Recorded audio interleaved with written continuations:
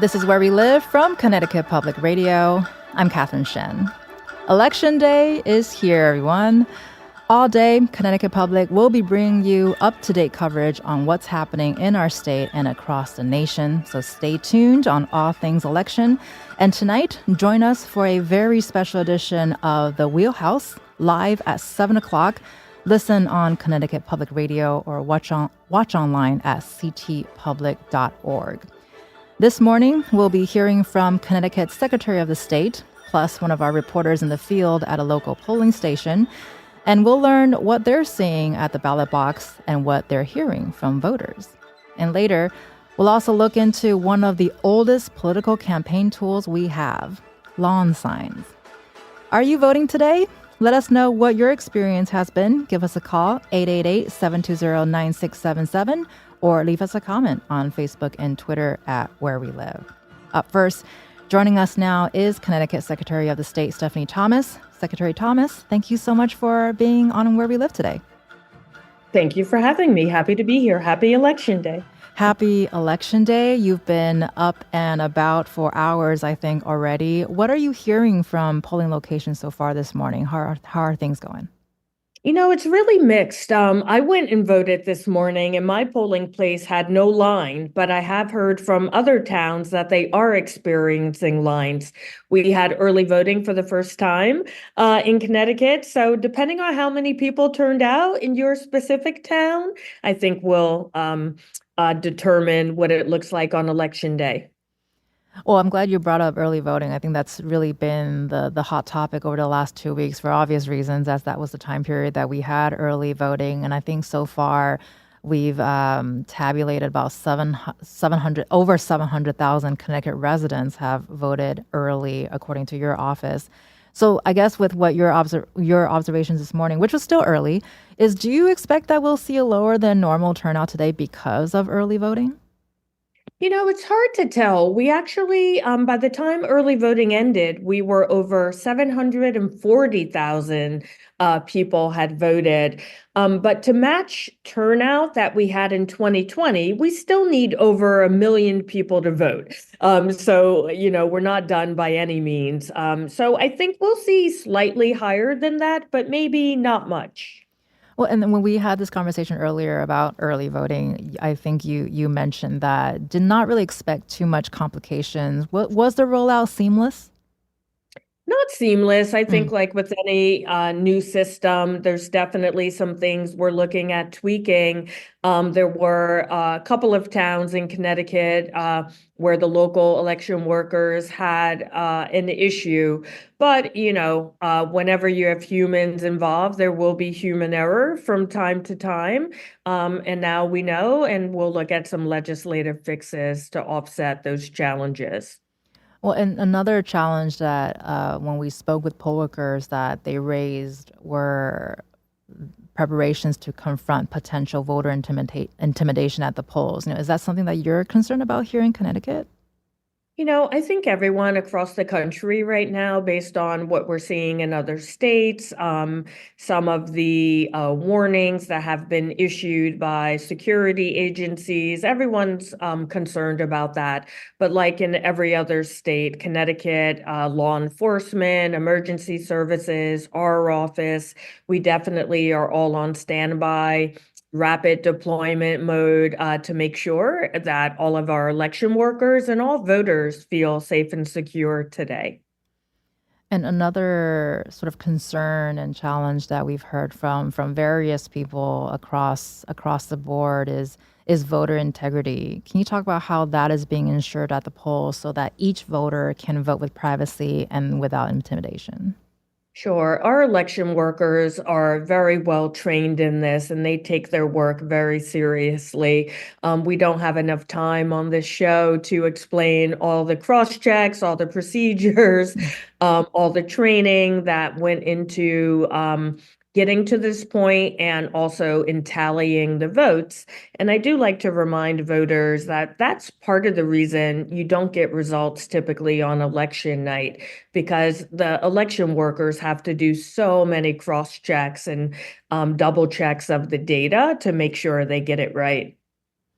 And are you hearing any technical problems with ballot machines? Now, how do registrars ensure that these machines are running effectively?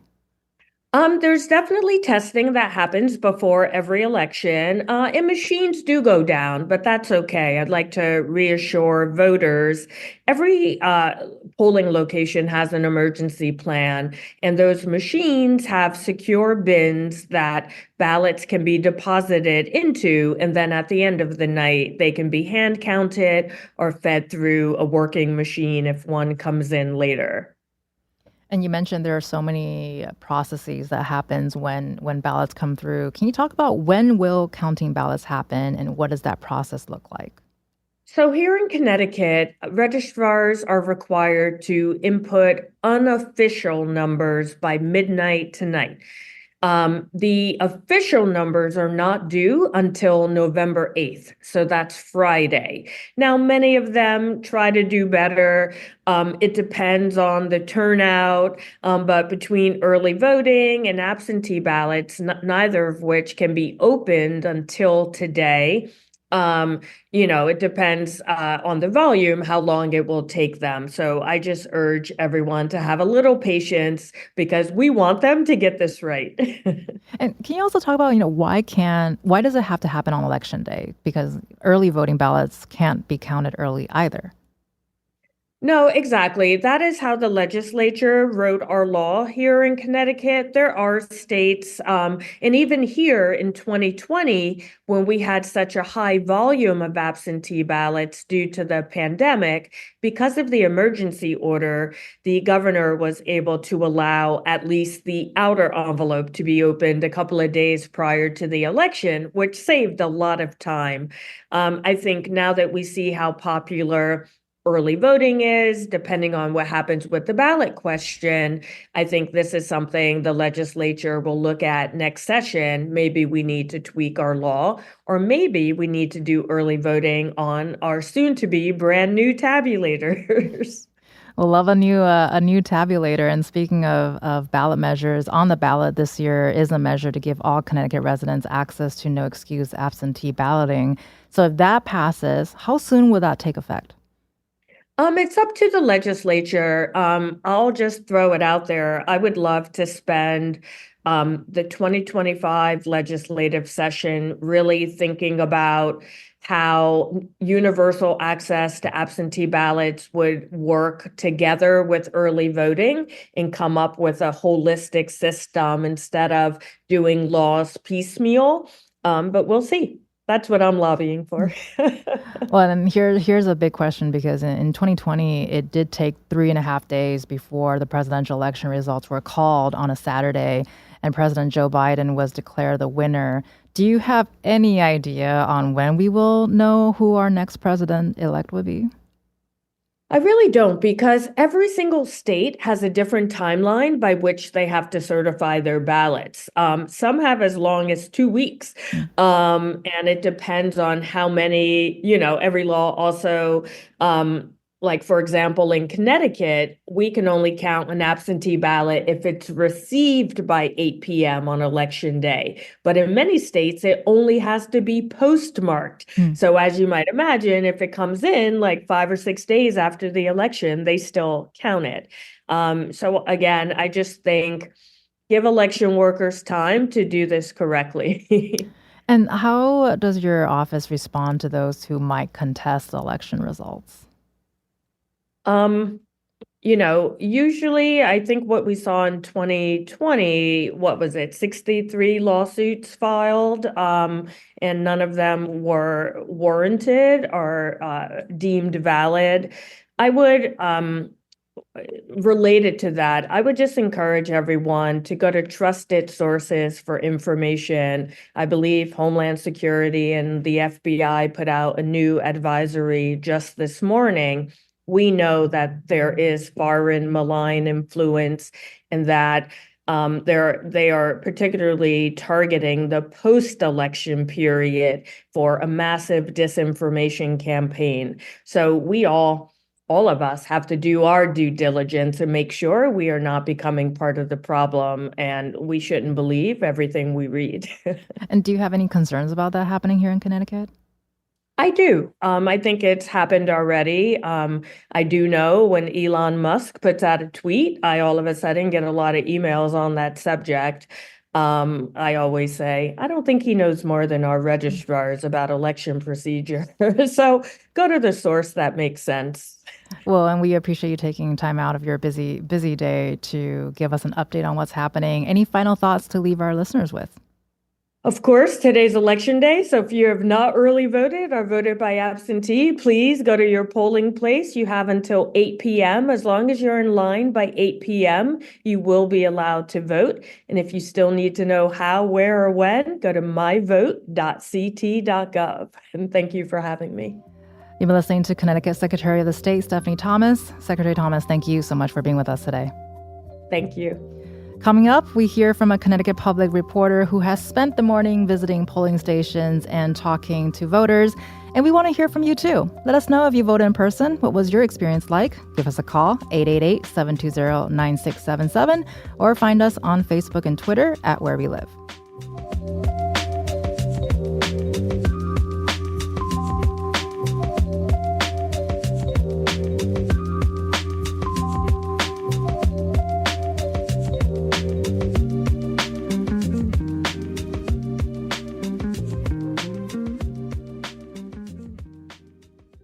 This is Where We Live from Connecticut Public Radio. I'm Catherine Shen. It's Election Day. Today and all this week, we'll be bringing you the most up-to-date coverage on what's happening in our state and beyond. And make sure to catch this evening's special Wheelhouse broadcast hosted by the one and only Frankie Graziano. It starts at 7 p.m. and you can listen on the radio or stream online at ctpublic.org. And now we're going to hear from one of our colleagues in the field. Joining us now is Sujata Srinivasan. She's a reporter here at Connecticut Public. Sujata, welcome to the show. Morning, Catherine. Nice to hear from you, Sujata. You've been visiting polling stations this morning. Tell us where you have been and what it's looking like so far. Oh, it's always exhilarating to witness democracy in action. And I started off in Glastonbury, and then East Hartford, so Glastonbury Town Hall, and East Hartford, Hockenham Elementary School. And I'm now at the Public Library in Hartford. And there seems to be two overwhelming competing themes. One, people say they're voting on the economy. And the other is they're voting on rights, reproductive rights, racial justice rights. And it's across the board.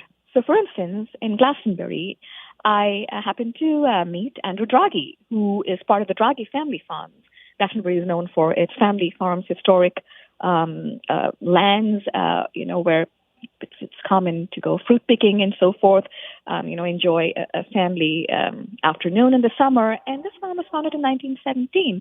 And for him, it's lower taxes, tighter immigration, and zero minimum wage mandates. And in East Hartford, I met some younger voters, and 22-year-old David Cabrera, and he says, "Hey, I'm a mechanic, and it feels like I'm part of the Brady Bunch. I stay at home with my parents," he said, "and I really need the economy to look up so I can, afford to start my life." And that's exactly what Tikia Brownell also told me. She's 27. She works as a fine arts instructor at a school in Newington. And she says it's economy, it's groceries, it's housing. And she says, "I live with my parents." And I quote her. She says, "Being a woman of color, I don't want to just pick someone just because of the color of their skin, because skin color is not something that should really matter when picking a candidate. How I'm going to live is important." So these are all, people who believe that this is a make or break time to choose a person who's a champion for the economy. Again, at Hartford Public Library, that was reinforced by a young dad, Jason Yasovita, and he said, "Most important for me is keeping my dollars in my pocket." Well, and you mentioned the two teams, but it's also various issues you describe with all these voters, and it sounds like across all ages and all backgrounds. Sujata, have you met any first-time voters today? So one of the voters that I met today is a first-time voter in Connecticut.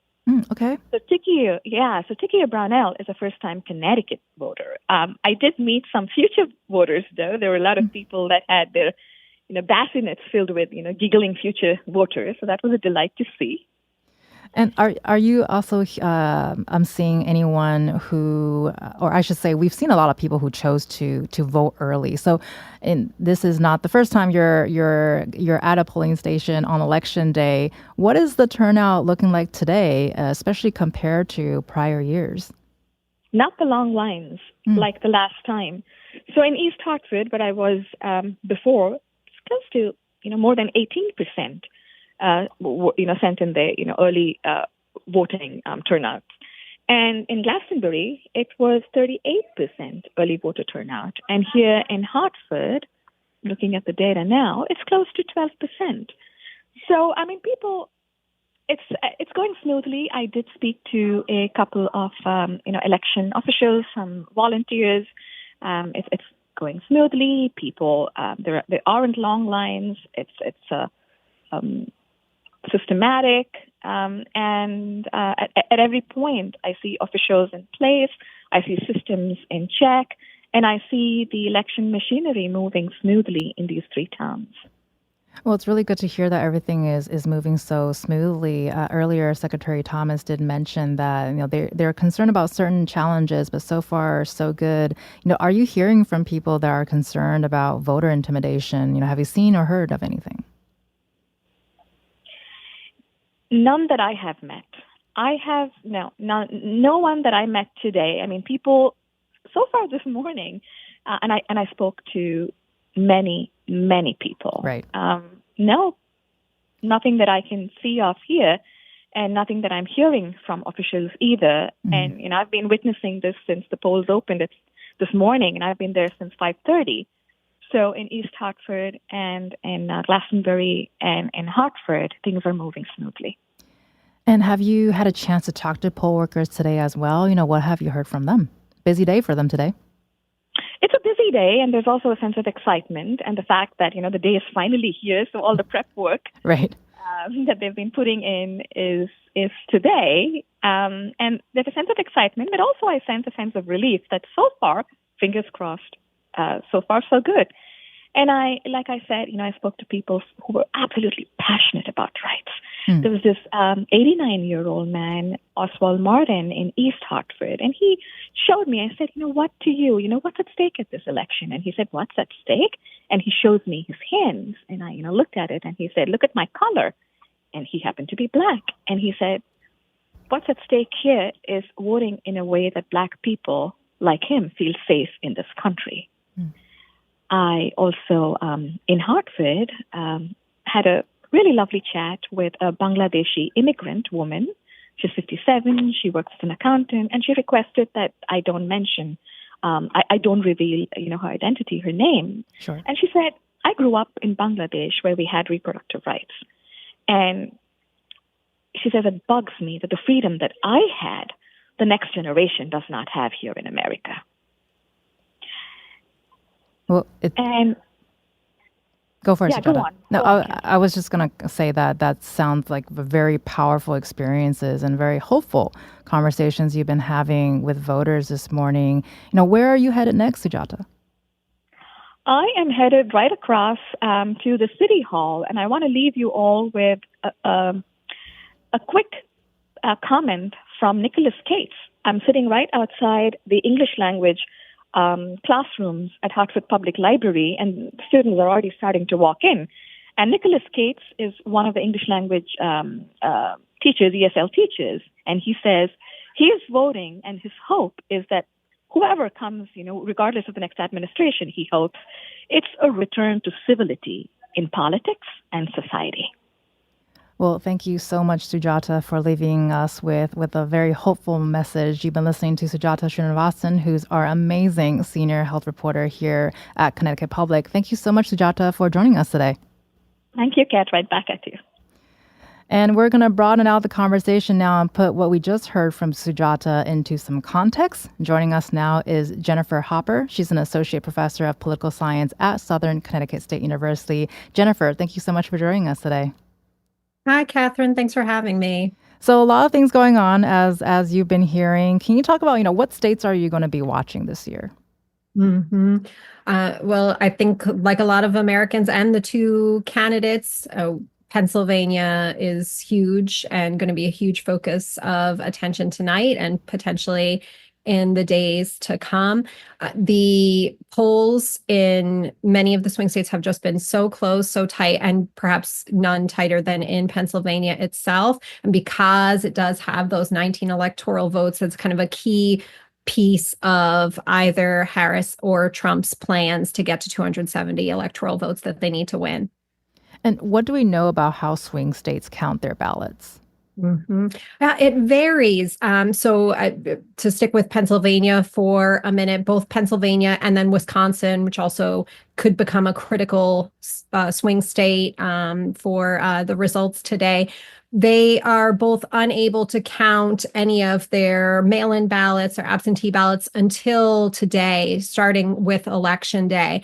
And so that means that some of those results may be delayed. There are other swing states like Georgia and North Carolina that we may know much earlier what the results are looking like there. So there'll also be a lot of attention paid, and I'll be looking to see what the results are in those states because they are able to tabulate their early votes and their mail-in votes start earlier than today. And so they should be able to process that. And we may have some results from states like that tonight. But in Pennsylvania and Wisconsin, it may take a much longer period of time to get that data. Well, and then with both what you and Secretary Thomas earlier have shared, there are so many different ways. There's no one size fits all rules that when it comes to ballot counting. Can you respond to what we heard from Secretary of State Stephanie Thomas earlier about voter turnout and how early voting might impact turnout today on Election Day? Yes. So it's been fascinating, particularly in Connecticut, which was relatively late to the game in adopting early voting, something like the 47th state to adopt some kind of early voting. So most other states have done this. In past elections, early voting had tended to be used more by Democrats than by Republicans. And in part, that is because of Donald Trump discouraging many of his supporters from voting early to really urge them to vote in person on Election Day. Even in the pandemic, he was encouraging that behavior. And so in the past, when we saw a very high turnout in terms of early voting, it tended to be an advantage for Democratic candidates. But what we're seeing so far in this election cycle is that kind of partisan breakdown is not so true anymore, that Republicans have started to utilize early voting. Last numbers I saw, ballots returned by or early voting did still tend to have a slight Democratic edge, but the Republicans are doing this in increasing numbers. And it's because other Republican Party officials and even Donald Trump himself have started to realize that there's a danger in encouraging your supporters to only vote on Election Day. You would rather bank those votes earlier than risk that something happens on Election Day that prevents them from voting or various things that can come up. So we're starting to see less of a Democratic advantage in that. But it's certainly America has completely, the way that Americans vote has completely transformed. And now Connecticut is a part of that, where it's not just confined to Election Day any longer. Well, and then last week we saw ballot boxes set on fire in Oregon and Washington. So do you think that's going to drive more people to vote in person today? I think these instances, there's just so much vitriol and anxiety and just incredibly such an emotionally laden election, and these kinds of fears could lead people to decide, I'm just going to vote on Election Day. I have seen stories, particularly because there have been groups that have challenged people's mail-in ballots or their absentee ballots, and some of those challenges seem to be on a partisan basis, that voters, particularly in swing states, who may be concerned, well, I don't want my vote to be thrown out because there was some sort of stipulation that I didn't follow with a mail-in ballot, et cetera, that I'd rather just vote on Election Day. But again, it's always, leaving it until Election Day, there's always the possibility then that person does not turn out for whatever reason. Well, and then with so many things going on, we've been watching the polls, but we also know that polls can only tell us so much, really. What have you been watching to give the most accurate prediction, if that exists? Yes. So looking at polling averages, aggregates of many different polling organizations that tend to have high ratings in terms of how they conduct their polls, I always think that's much better than putting stock or faith in any single poll. We have seen in the past few election cycles major issues with the polls. I'm sure many of your listeners remember in 2016 how they overestimated Hillary Clinton's support. That part of that was that many polling organizations were not weighting their results for education, which turned out to be a crucial determinant of many Americans' votes, and that Americans with college degrees have become far more likely to vote for the Democratic Party candidates, particularly for president, in comparison to those without college degrees. In 2020, we also saw some overestimation of Biden's support.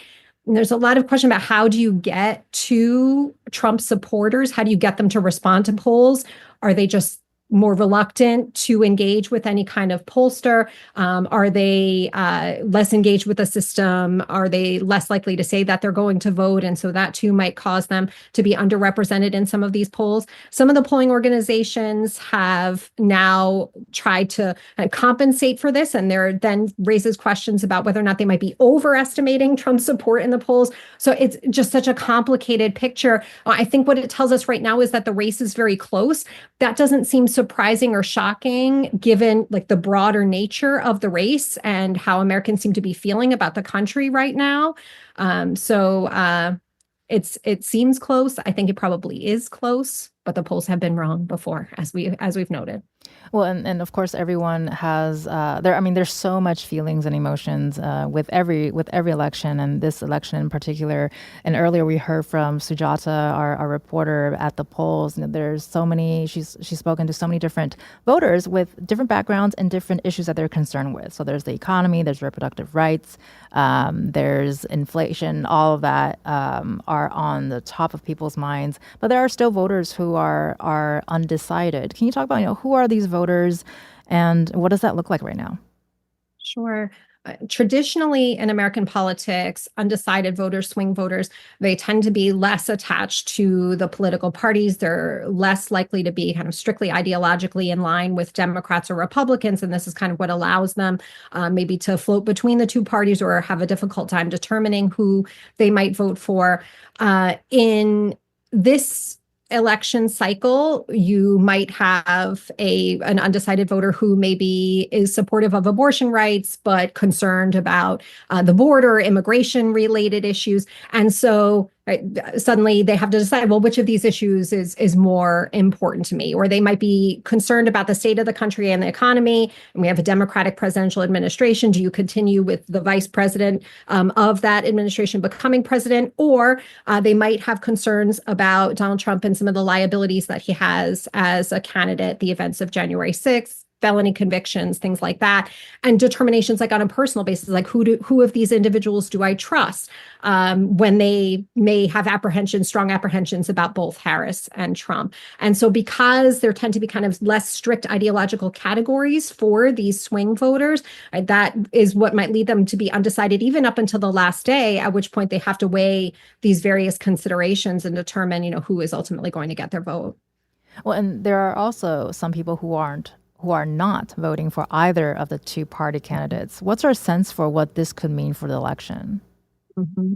Oh, always when it's so close, it can be monumental then in changing then the outcome in a swing state by virtue of just a handful of votes that a third party candidate might get.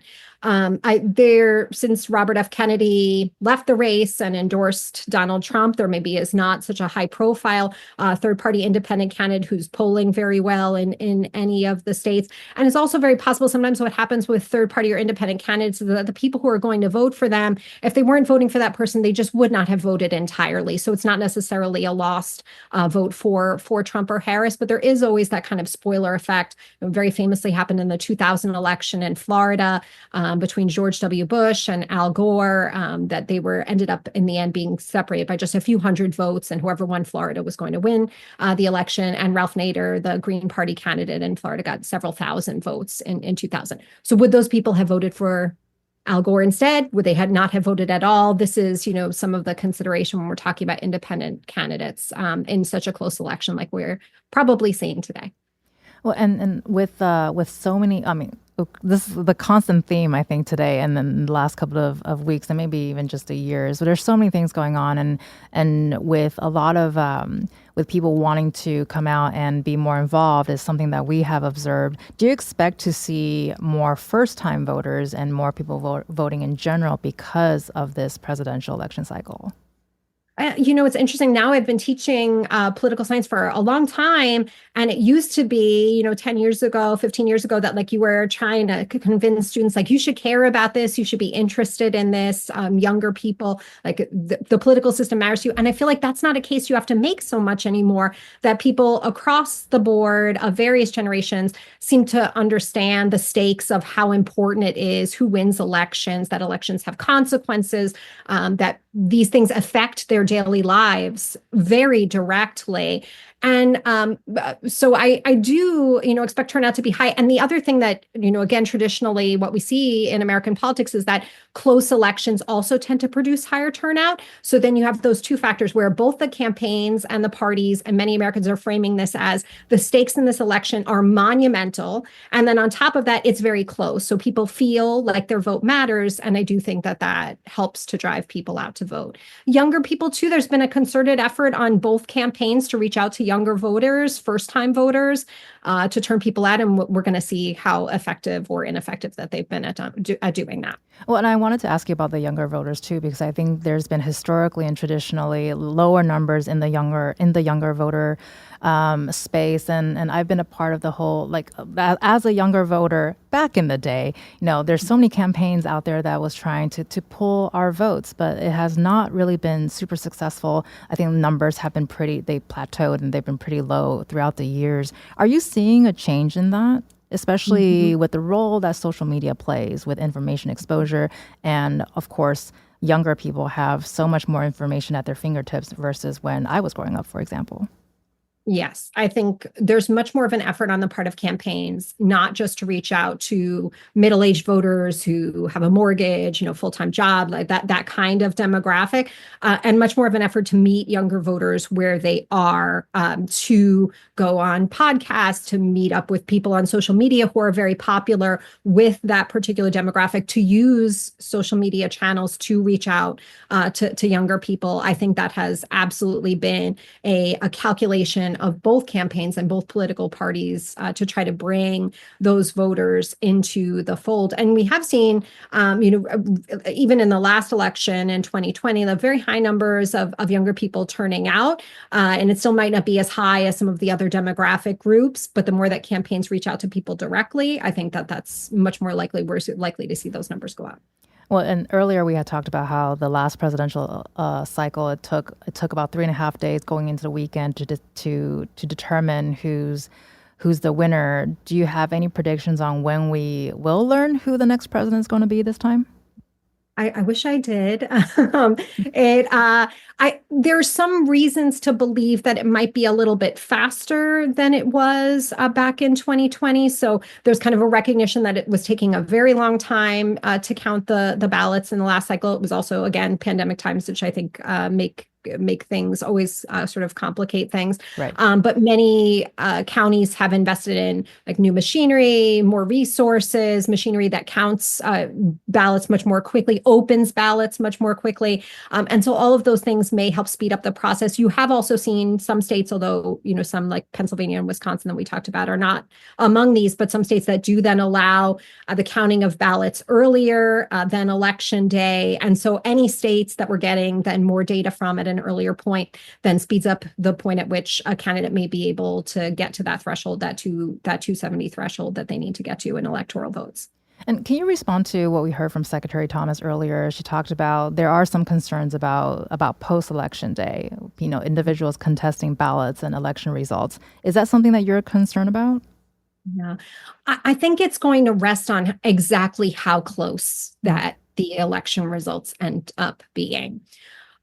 There are, after the 2020 election, Donald Trump did declare victory very early on in the night. It was clearly a part of the Trump campaign strategy and reelection bid to try to So distrust about the results, to challenge the results whenever possible. I think you have every reason to expect that again in this electoral cycle. There are certainly ways that they can make it a more difficult process. There are ways that they can challenge what the results are if it does appear that Harris has a lead. But I think part of that will be just like how big is the lead of whoever the candidate is who ultimately wins the election. The more that it seems decisive, the less that we're talking about like a few thousand votes in Pennsylvania as critical to deciding the entire election. I think then you have less uncertainty in the days that follow. So it really kind of rests on, is one candidate able to show a decisive victory or not? You've been listening to Jennifer Hopper, who's an associate professor of political science at Southern Connecticut State University, and she will be staying with us. Coming up, we'll continue our conversation about Election Day happenings in our state and across the nation, and we'll look into lawn signs, one of the oldest political campaign tools we have in our toolbox. You can join the conversation, 888-720-9677, or find us on Facebook and Twitter at Where We Live.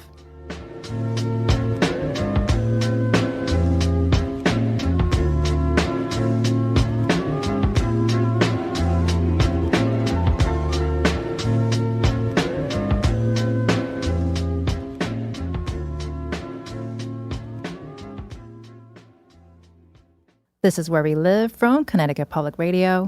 I'm Catherine Shen. Lawn signs. Do you have one in your yard? They might not be the most advanced campaign tool in the age of social media and political ads, but they might be more persuasive than you think. Joining us now is Alex Kopic. He's an assistant professor of political science at Yale University and a resident fellow of the Institution for Social Policy Studies and Center for the Study of American Politics. Alex, thank you for joining us today.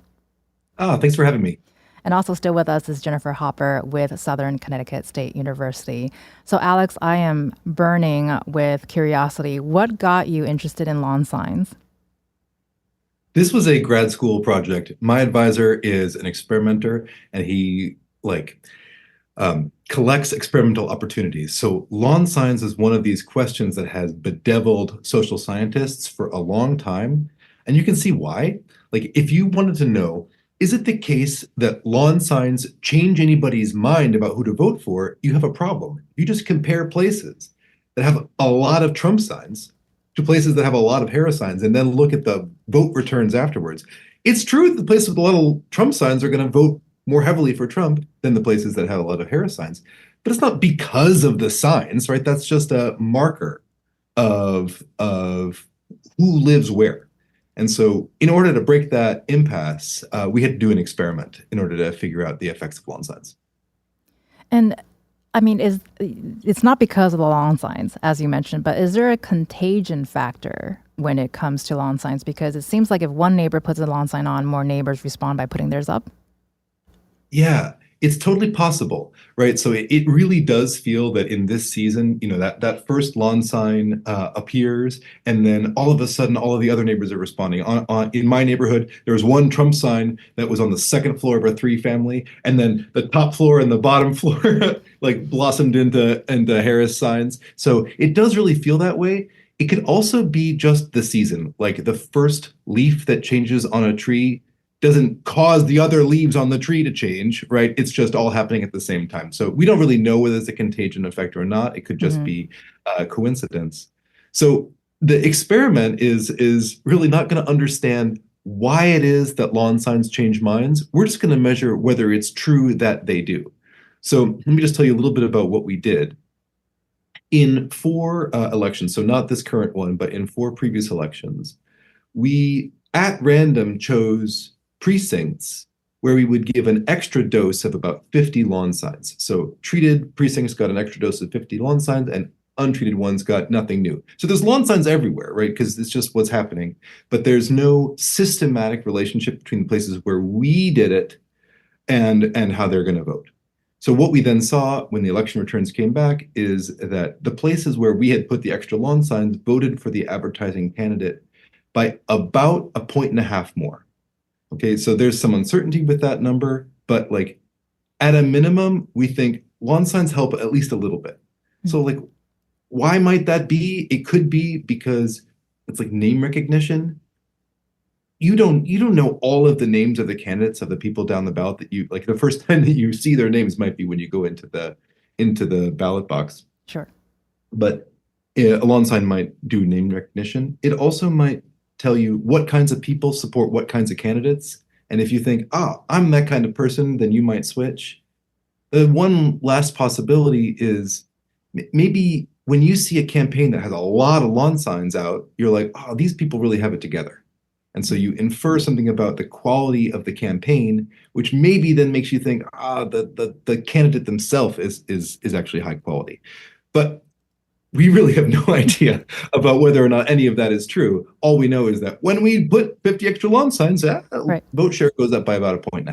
Well, and I was a little curious. This is anecdotal, but one of my observations was neighbors who typically do not have lawn signs on for either side of the aisle. Now they have lawn signs on, and I'm wondering is it a comfort level in terms of the contagion factor? You see your neighbors putting out lawn signs, and you're like, I'm going to do that too.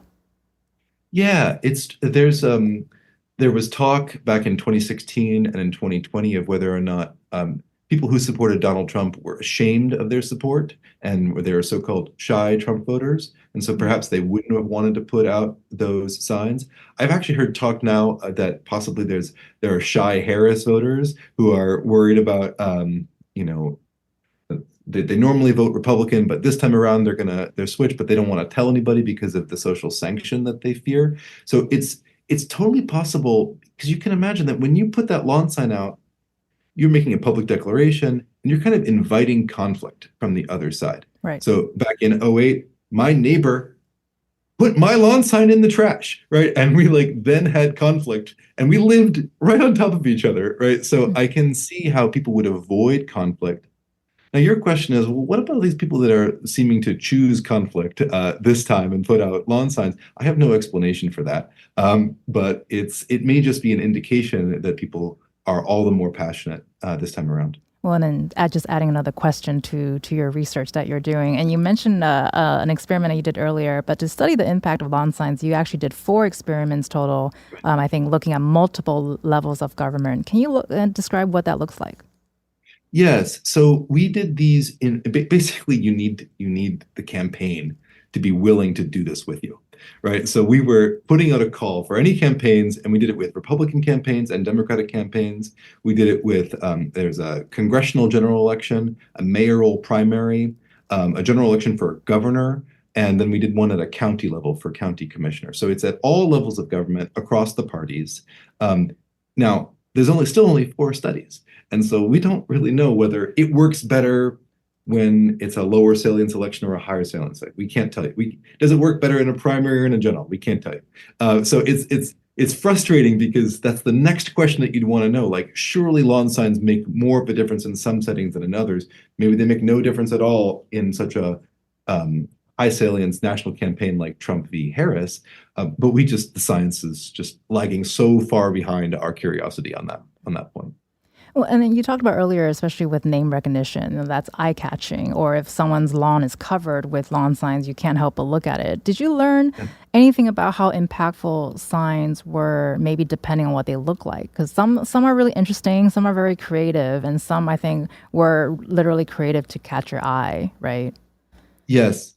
My operating understanding of advertising is that it doesn't really matter what it says so long as it hits your eyeballs. Mm-hmm. And so eye-catching things are going to work better simply because they get more attention, right? So right. I think that makes sense as a theory of why one sign would be better than another. Our experiments have no purchase on that question. I will say, hilariously, one of our signs had a typo in it, okay? And it misspelled the name of the state. So instead of Virginia, it said Virginia. And that was the one that had the biggest treatment effect. Okay, so you tell me, we're not really sure what right. to conclude about whether or not design of the signs makes a difference for how effective they are. Right. I mean, it makes me wonder if it's the conversation starter that really helps with either parties.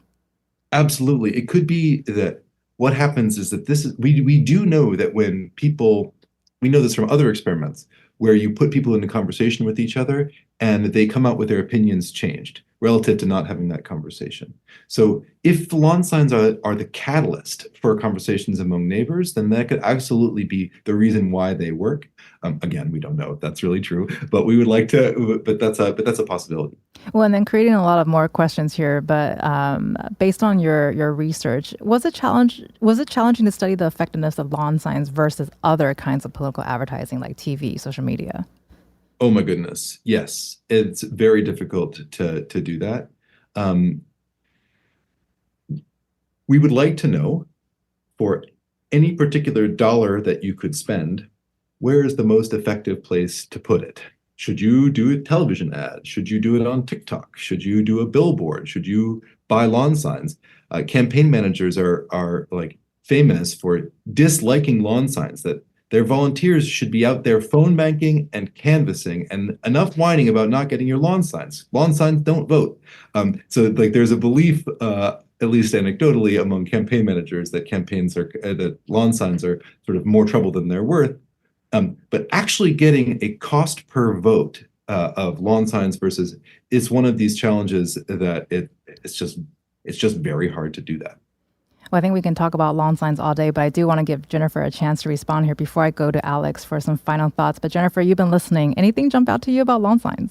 It's fascinating research, and just thinking about how in such an era of such heightened partisan polarization, like your party becomes and your preferred candidate become like part of your identity, and many people want to just profess that, right, in any way that they can. Even their outward appearance of their home, they want to brand themselves as associated with that party, with that candidate. At the same time, and dealing with a lot of people who are very invested in politics, you do find that there are some people who they're interested in politics and they want to fight about it. Like that's something that they're interested in doing for whatever reason, personality type. And so you can see some of the ways in which it may encourage other supporters of the candidate to come out, or maybe it encourages more conflict and more vitriol. Well, and then really quickly here, Alex, any final thoughts for our listeners as you continue this super fascinating research? Thank you. I would encourage your listeners to talk to their friends and family about who they're going to vote for and try to change their minds. We know that is an effective way, and it's the last thing that we can do here on Election Day. One last pitch. And 30 seconds left here, Jennifer. Final thoughts for our listeners. Yes, become active, vote, become engaged, speak to other people, speak to people who don't think the same way that you do. That kind of engagement is critical to a democracy. Thank you so much for your thoughts. You've been listening to Jennifer Hopper, who's an associate professor of political science at Southern Connecticut State University. Thank you so much, Jennifer, for spending time with us today. Thank you for having me. And also with us was Alex Kopic, who's an assistant professor of political science at Yale University. Appreciate you shedding light on lawn signs with us today as well. Thank you. And tonight turned to the wheelhouse for expert analysis and perspective from reporters in the field. Listen live at 7 p.m. on Connecticut Public Radio or watch online at ctpublic.org. You don't want to miss it. I'm Catherine Shen. Today's show is produced by Tess Terrible. Our technical producer is Dylan Reyes. Download Where We Live anytime on your favorite podcast app. Thank you so much for listening, and happy Election Day, everyone.